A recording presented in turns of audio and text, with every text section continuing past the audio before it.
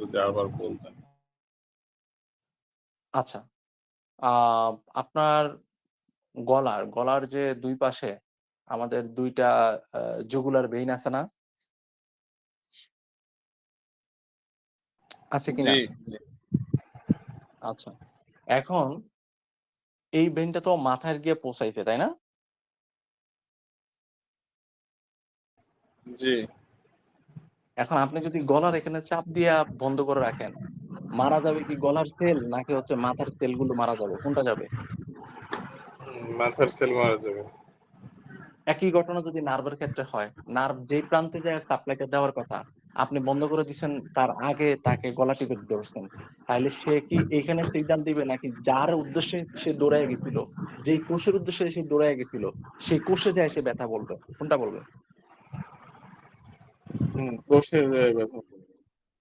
তাহলে যে কোষে যেয়ে বলতেছে ওইটা হচ্ছে রেফার পেইন। কারণ যেখানে আপনি টিপ দিচ্ছেন ওই জায়গায় তো সে তার হচ্ছে উম তার এখানে সাপ্লাই দেওয়ার কথা ছিল না। তার সাপ্লাই দেওয়ার কথা ছিল ইনডেক্স আঙ্গুলে। তাহলে তার ঝামেলা যেয়ে ব্যথা শুরু করবে ইনডেক্স আঙ্গুলে। ক্লিয়ার?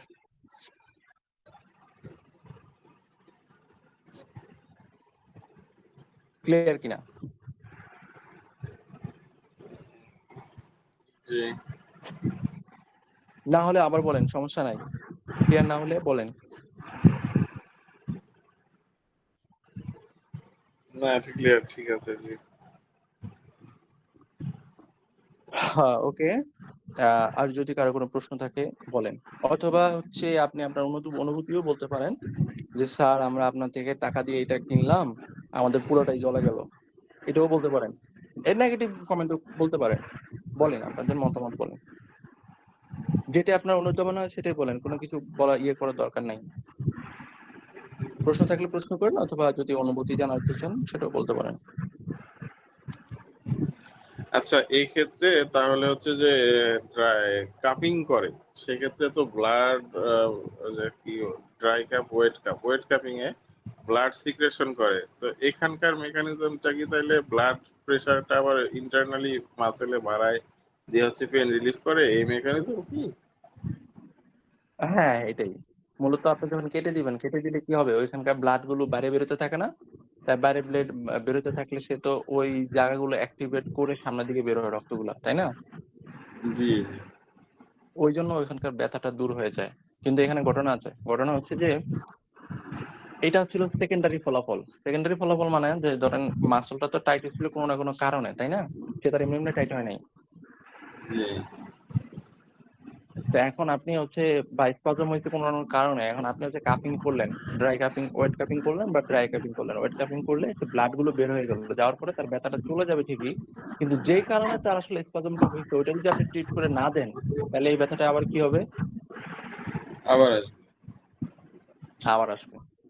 এই জায়গাতে আমাদের ফিজিওথেরাপিস্টদের দক্ষতার ঘাটতি হয়। তারা হচ্ছে যে মানে সফলতার সহিত দেখা যায় অনেকেই এটা দূর করে ফেলে। করার পরে খুব খুশি। কিন্তু রোগী কিছুদিন পরে আবার এসে বলে আমার ব্যথাটা ফেরত আসছে। তখন এরা বলে কি যে দেখেন কোন জিনিস তো ফেরত আসতেই পারে। না, ফেরত আসা মানে হচ্ছে যেটা রুট কজ টা ছিল রুট কজ টা ট্রিট হয় নাই। তাহলে এজ এ ফিজিওথেরাপিস্ট তাকে আবার অ্যাসেসমেন্ট করতে হবে। করে দেখতে হবে যে আসলে রুট কজ টা কি? ওই রুট কজ টা ট্রিট করলে সে হচ্ছে বেটার ফিল করবে। ঠিক আছে? জি। ওকে। আ আর কি কেউ কিছু বলতে চান? বা কোনো প্রশ্ন করতে চান?